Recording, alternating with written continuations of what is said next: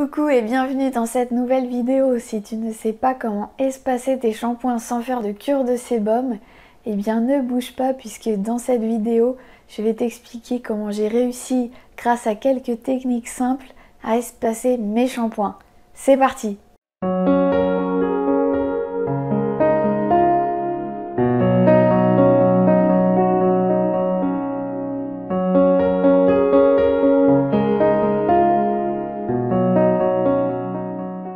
Donc pour commencer, si tu ne sais pas ce qu'est la cure de sébum, c'est en fait le fait de ne pas se laver les cheveux pendant au moins un mois et au quotidien de brosser ses cheveux afin de faire descendre le sébum qui est agglutiné aux racines, de le faire descendre sur les longueurs.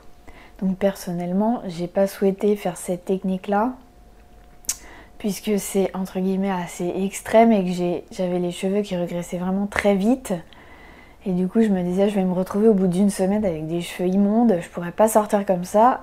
Et surtout, j'ai le cuir chevelu assez sensible qui démange assez vite. Donc du coup, je me suis dit, c'est pas bon pour moi, je ne fais pas ça. Donc comment j'ai fait finalement pour espacer mes shampoings? Eh bien pour commencer, j'ai choisi un shampoing très doux. C'est vraiment la base pour éviter de surstimuler son cuir chevelu, c'est de choisir un shampoing le plus doux possible, au pH neutre, le pH neutre qui va se rapprocher le plus possible du pH naturel de tes cheveux. Donc du coup, je te conseille vivement de choisir un shampoing le plus clean possible. N'hésite pas à t'appuyer sur les applications qui analysent les compositions des shampoings pour choisir la note la plus élevée. Des shampoings bio de préférence avec des composés les plus propres, les plus doux possibles, aux plantes, etc. Pour du coup, quand tu te shampouines les cheveux, d'avoir vraiment un lavage tout en douceur. Donc ensuite, ce que j'ai décidé, c'est de sauter une journée. Donc tout bêtement, si tu te laves les cheveux tous les jours, tous les 2 jours, eh bien au prochain shampoing, tu te dis non, ce soir je fais pas mon shampoing, j'attends demain. En fait, c'est déjà un premier pas de sauter une journée. On se dit, ah, j'ai déjà gagné un jour, c'est déjà bien, c'est assez motivant. Et en fait, c'est vraiment le premier pas qui est difficile. De sauter une journée, c'est oula, c'est un peu dur au début. Mais en fait, il faut faire ça au moins sur 2 semaines. C'est-à-dire que pendant 2 semaines, au lieu de te laver les cheveux tous les 2 jours ou tous les jours, tu vas te laver les cheveux tous les 2 jours ou tous les 3 jours. Alors pour ça, évidemment, si tu vas travailler ou quoi, tu te dis ah non, ça va faire sale, etc. Essaye de trouver des techniques. Donc moi, par exemple, je m'attachais les cheveux en queue de cheval, ou je peux faire une natte pour camoufler un petit peu ces racines qui commencent à briller. Et voilà, et en fait, c'est vraiment hyper important de sauter cette première journée. Donc une fois que tu as passé tes 15 premiers jours à espacer ton shampoing d'une journée, c'est déjà un premier pas pour ralentir la surstimulation du cuir chevelu et donc du sébum. Donc dans un deuxième temps, ce que je conseille, c'est d'inclure l'utilisation des shampoings secs. Donc les shampoings secs, c'est assez magique, c'est du coup un mélange de poudre que tu appliques au niveau des racines et du coup qui permet de vraiment masquer cet effet brillant et de redonner un peu de souplesse et d'air dans tes cheveux, les rendre un peu moins lourds, un peu plus jolis, et du coup ça permet réellement d'espacer les shampoings d'1 à 2 journées supplémentaires. Donc dans une prochaine vidéo YouTube, je te proposerai 3 recettes de shampoing sec 100% naturel que tu pourras réaliser chez toi très facilement. Donc après avoir repoussé pendant 2 semaines ton shampoing d'un jour, je te conseille les 2 semaines suivantes du coup d'appliquer la technique du shampoing sec sur le jour suivant. Donc par exemple, si tu te lavais les cheveux tous les jours, tu as repoussé déjà d'une journée ton shampoing. Et donc la 3e semaine, tu commences à utiliser le shampoing sec, donc tu repousses ton shampoing d'une journée supplémentaire. Donc grâce à ces 2 techniques simples, tu as déjà gagné 2 jours supplémentaires sans shampoing. Donc il faut vraiment comprendre que là, il faut faire preuve de patience et il faut laisser son corps et son cuir chevelu s'habituer à cette nouvelle routine.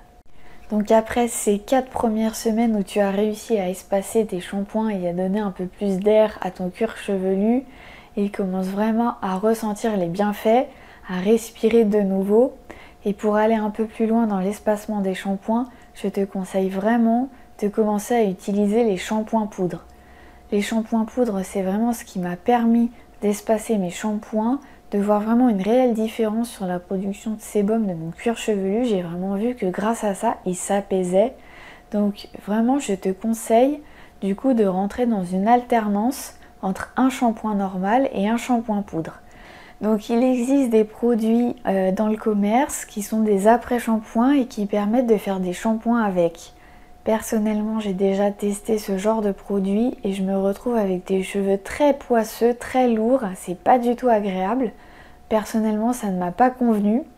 Donc tu peux essayer ce type de produit, mais je conseille vraiment d'utiliser les shampoings poudre parce que là, ça lave vraiment. On a vraiment des cheveux parfaitement propres, parfaitement souples après un shampoing poudre. Et c'est vraiment très bénéfique pour réguler le sébum. Donc dans une prochaine vidéo, je te montrerai une recette de shampoing poudre avec l'application et les résultats que ça permet d'obtenir et tu pourras utiliser cette recette pour commencer. Donc évidemment dans les shampoings poudre, il faut privilégier des poudres qui régulent le sébum et qui calment le cuir chevelu. Donc il y a notamment le henné neutre, le rassoul, le shikakai, la poudre de cidre de guimauve ou d'orange. Il y a évidemment d'autres poudres qui font cela et en plus elles permettent de rendre les cheveux plus brillants, de renforcer la fibre capillaire ou encore de ralentir la chute de cheveux. Donc c'est vraiment tout plein de bonnes choses pour la chevelure. Donc après avoir utilisé pendant au moins 1 mois à 1 mois et demi les différentes techniques que j'ai citées avant, tu te retrouves facilement à J+5, J+6 sans faire de shampoing. Donc du coup pour gagner un jour supplémentaire, ce que tu peux faire, c'est du coup utiliser des techniques de coiffage ou des accessoires pour masquer un petit peu ces racines qui commencent à rebriller à nouveau. Du coup tu peux utiliser par exemple ce type de bandeau si tu as les cheveux longs ou courts pour masquer un peu les racines pour faire des coiffures. Et ce que j'aime faire aussi, c'est des tresses collées. Donc je ne savais pas faire les tresses collées. Si tu ne sais pas les faire non plus, je t'invite sans hésiter à regarder la vidéo de Marion Blush qui explique très facilement comment faire une tresse soi-même. Grâce à sa vidéo, j'ai réussi du coup à en faire. Et du coup, c'est vraiment une jolie coiffure que je fais au moins une fois par semaine pour gagner une journée en plus.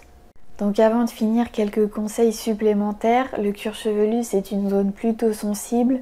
Donc par exemple, quand on se brosse les cheveux, il faut éviter du coup les brosses en métal qui peuvent blesser le cuir chevelu. Privilégier plutôt des poils de sanglier ou des brosses en bois.